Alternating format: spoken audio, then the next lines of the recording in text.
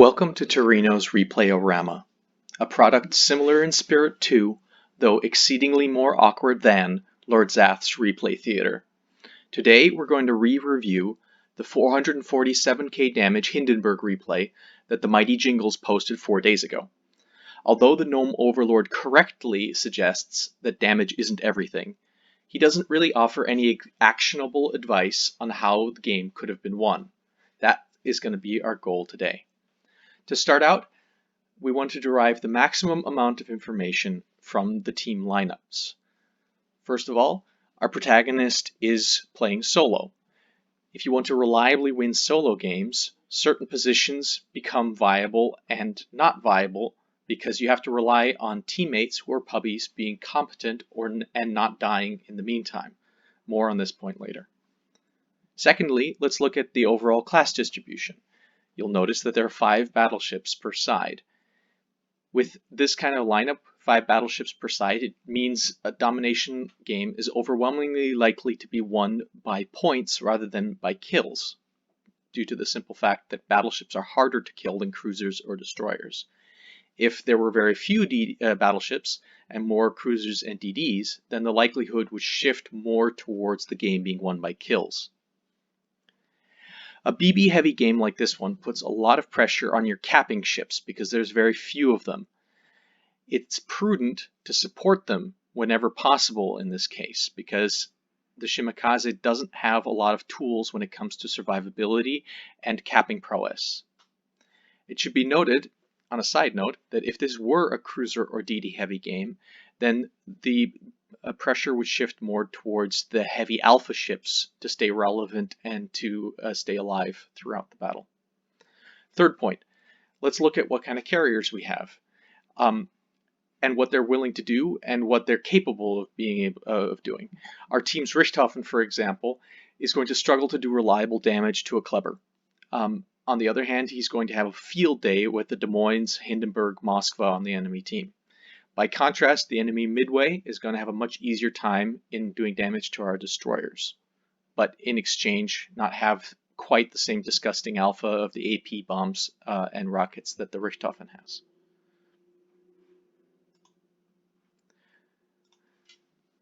So as we get going and look at the deployment, we can start to see several things.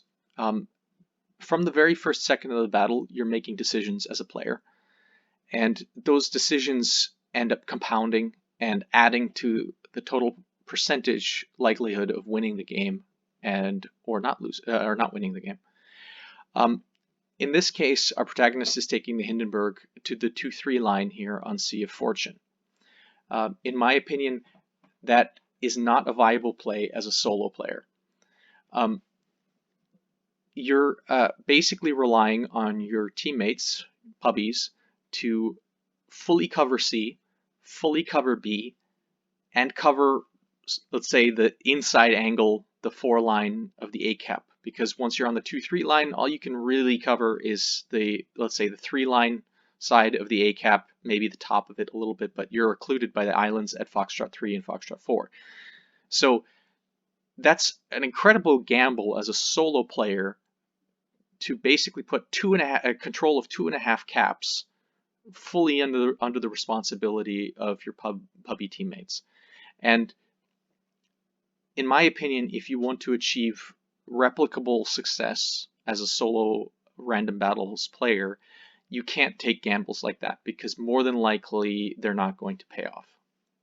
In my opinion, a smarter position for the Hindenburg would have been at Gulf Hotel 4, in kiting position below the A cap.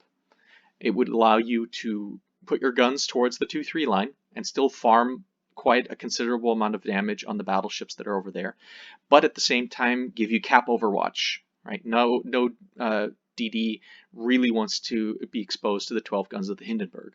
So you have a lot more options below the A cap. You can also flip your guns and pressure things at B. You can also flip your ship and go into the A cap or B cap if necessary. That, I think, will also be relevant later on. As our protagonist spots the enemy battleships, another point to note is that he is incredibly lucky that the enemy battleships are GKs and a Montana. At present, in World of Warships in October 2020, ships, T-10 battleships that cannot overmatch 30 millimeters of armor are a dying breed. And if you were to play this same position in your random battle, the overwhelming likelihood is that you run into a Thunderer, a Repub, or an Ohio, or a Yama, or a Shikishima. Right? The list goes on.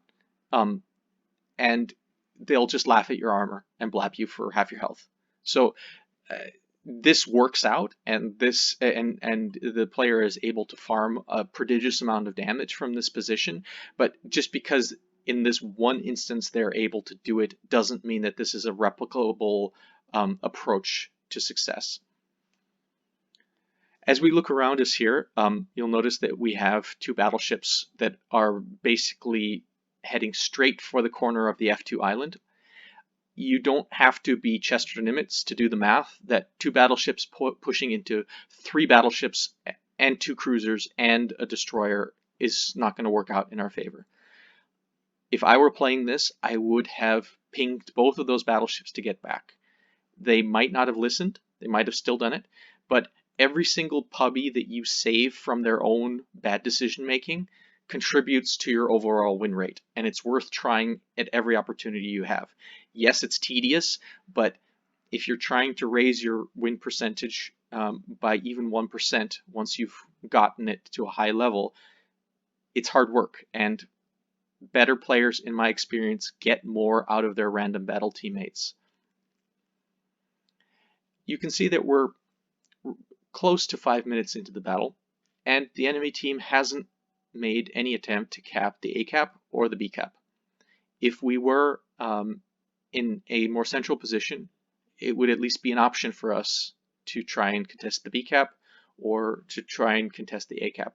So from a positioning perspective, I disagree with what we've done in this battle, because the enemy gives us these caps for free and we haven't been able to take them. Right now, if you look at the minimap, we also see the result of having no cap overwatch. The Kleber is busy machine gunning our Shimakaze in the face. That might not have happened if we were at Gulf Hotel 4 giving overwatch to the cap, or if the Kleber had decided to do it anyway, at least he would have eaten several thousand damage on the trade, and we could have gotten at least something out of the murder of our Shimakaze. As it stands, the Kleber basically got away with it for free. As we go towards the late game, we might see a situation in which, had we shaved off, say, 5,000 or 6,000 health off of a Kleber, things might have worked out differently. Instead, we're able to farm battleships, and in this case, yes, it allows you to put up stupid high damage numbers, but I would contend that we're in no way contributing towards our team's victory, because, like I said, we're not putting pressure on any of the capping ships, and this game will ultimately be won by points. The other problem here is that the Hindenburg's guns are over its right-hand shoulder. If you want to kite, you're always going to be kiting towards the side where your guns are on. So this position carries us more towards the one line rather than helping us reposition more centrally. So as this Montana eventually will move forward and put more pressure on us, the Hindenburg's going to keep kiting more and more towards the one line, and it's going to take longer and longer for us to recover from this positioning error. What I want to illustrate here is that how a very simple decision, let's call it, after that pregnant pause that was made at the beginning of the game, is carrying huge amount of ramifications throughout the battle, and ultimately, in my opinion, contributes to the reason why this battle was not won. As you know, what our Hindenburg could be doing here is you could be flipping your guns around and starting to kite towards the center. yes, that would temporarily sacrifice a little bit of the DPM, but ultimately you're buying yourself a minute or even 2 minutes of time of rotation time in getting back towards the A cap. Right now, basically throughout this entire engagement with the Montana, the Hindenburg is being pushed more and more towards the one line, and that's all ground that you have to basically recover once you're trying to get back into the fight. The Hindenburg is one of the slowest cruisers at tier 10. You cannot treat it like a Henry. You know, a Henry can go out into this position and farm to its heart's content, and then use its speed boost to basically get straight back into a relevant spot. The Hindenburg is a big old tub, and if you don't take that into account in your positioning, then you're going to pay the price for it.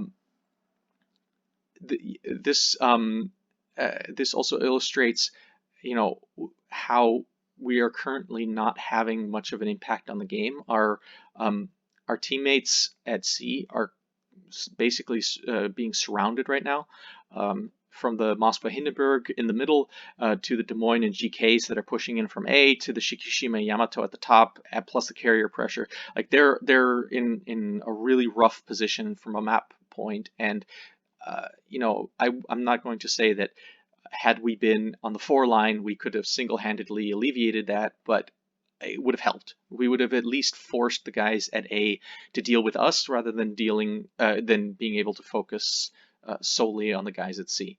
Right. So now only do we turn our Hindenburg around and begin the long trek back to A. And you know, the clock just turned past 11 minutes, and we'll see how long it takes for this Hindenburg to get towards A. It's going to be a good long while, and in the meantime, we're going to bleed ships. This, in my opinion, is a very preventable failure that was basically made because the player in question prioritized farming damage over winning.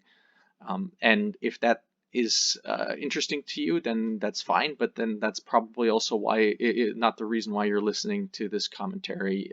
Presumably you're interested in winning.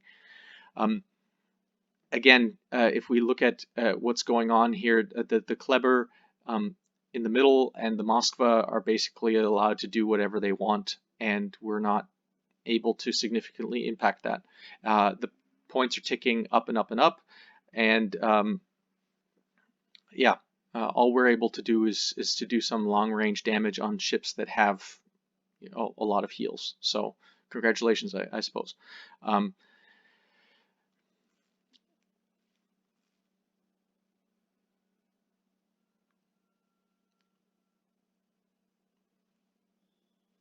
You know, as we can see here, both of our Shimikazes are already dead, and that you could already read that from the initial team lineups before you even started out the game. You can read that a huge amount of pressure is going to be put on those 2 ships in particular, and you are basically gambling that those guys know how to do their jobs and will stay alive despite having a carrier, despite the enemy team having radar ships and high velocity guns. And you know, more times than not, that gamble is not going to go in your favor, right? If you look on WoW's numbers, someone with a 52% win rate, which, you know, we would not consider that strong, is basically somewhere around the top 20% of World of Warships players, right? So then consider that 80% of the World of Warships player base, it has a worse than 52% win rate. And you know, we get lucky here that a Buenos Noches player blaps a Des Moines who wasn't careful about their positioning. You know, the games that have these stupidly high scores have to have a confluence of 2 teams being bad, with the one team being ever so slightly worse than the other, in order to extend them to the maximum duration, and in order to allow you to farm the maximum amount of damage. So we said that the clock had just turned 11 when we turned around, and now the clock has turned 8. So it's basically 3 minutes, probably 4 by the time we're in A cap, to get out from the one line back to the mid. So we've critiqued sort of decision by decision basis, but this is also kind of engagement by engagement. The correct ammo choice here is AP, right? Because you're telling the Des Moines that if you turn out and try to run away from me, I'm going to blap you in the sides, right? What is incorrect is showing the Des Moines so much broadside. We started out with a 39k to 26k hit point advantage, and the Des Moines is very rapidly chewing that up. If the Des Moines hadn't made his own mistake and shown too much broadside, the Des Moines could have conceivably won this trade outright. If we force the Des Moines to turn in, then we can rush him with torpedoes. The MVR can blap him with AP rockets or dive bombs. There's a ton of options there. What basically was the worst option was to try and show all 4 of your turrets and try to gun him down, because that was going to bleed a ton of your health, if not kill your entire ship. So right now, we have to cap the ACAP because we have to staunch the bleeding. But look at how much pressure this Zhao is going to be under from a carrier trying to solo cap the B cap. Again, if you're not supporting your puppy DDs, you end up forcing Zhaos to cap, and good luck with that. Right? Is that replicable? Yeah, maybe sometimes it works, but most of the time it probably won't.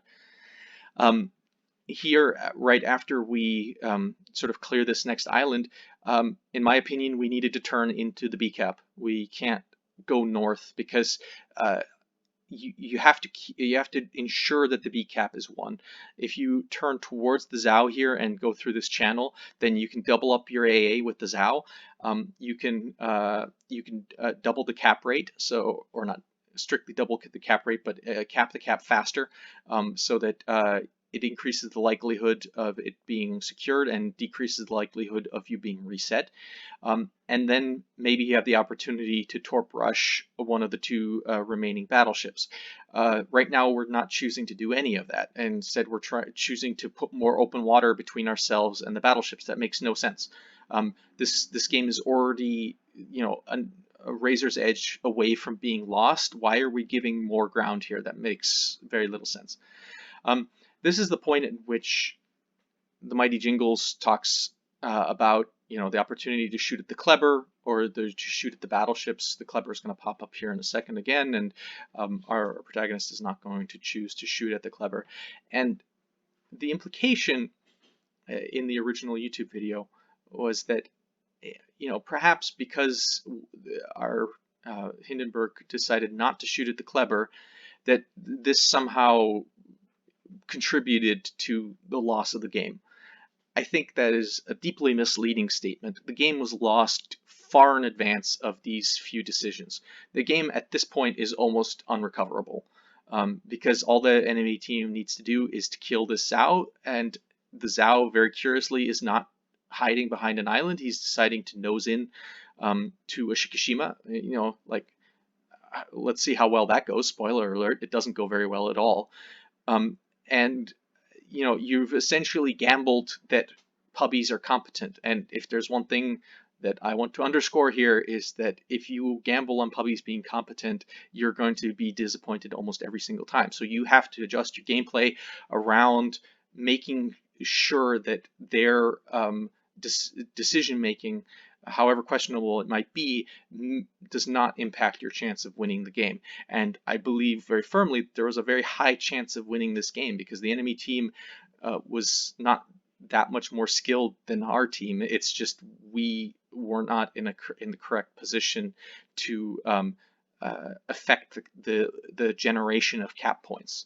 And as a result of that, we ended up losing. At this point, we're just kind of, cleaning up the game. At this point, it's run away too far, because even if we kill the Shikishima, a battleship kill is about 100 points worth of swing. The carrier is about 110-ish. You're just not going to recover that in the remaining 3 minutes. They're already, 250 ahead, and gaining with every tick. So it's lost at this point. So any suggestions from Jingles at this point that the game might have been winnable or not winnable is meaningless. here we come back to the point that we talked about earlier with Clever. He's at 20k health. If we had chipped him more by being better at cap overwatch, right? Maybe this Clever could have been killable, right? Maybe the Clever can't contest caps anymore or clean up kills, right? The Clever is a superb assassin ship. But assassin ships rely on having a health pool to at least take a couple hits in order to then secure the kills. You know, by not being in a position to damage him as he murdered our Shima at A, we then made his life and decisions so much easier and richer, as he progressed throughout the game. And at this point, it's GG's. There's, maybe the carrier could have gone into B cap a little bit earlier, but the carrier did about as well as you could expect a random battle teammate to do. He finished off some kills. He did some work. I don't think it's reasonable to pin the blame for the loss on the carrier's performance. I think quite the contrary. This is also where we come in. The health pool that we lost to the Des Moines in that duel that we had with him.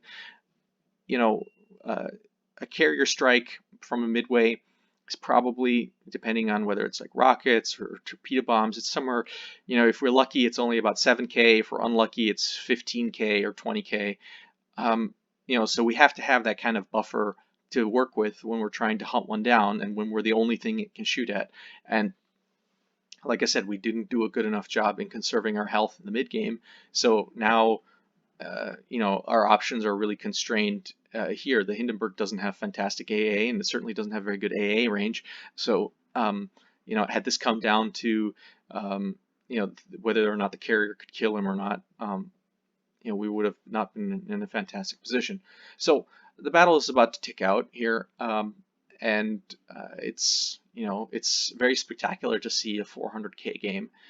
But I'm hoping that in reviewing this replay like this, you gain an insight into all of the little decisions that were made that could have gone a different direction, and how over time these decisions compounded to a point where the game was no longer recoverable, and how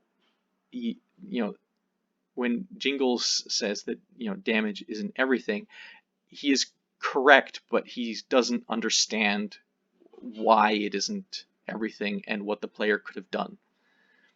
So, well done to 447. It's going to, I'm sure, make for a very nice reading on your stats page. But I'm hoping that the people listening to this care more about the winning than they do about the damage farming, and that we can take some very useful lessons from this video, and that we can use to improve our own gameplay. Certainly in making this, I noticed a lot of things that I want to incorporate in mine. So I hope all of you have a good day. If any of you have questions or concerns, please hesitate to contact me, and I will catch you guys around.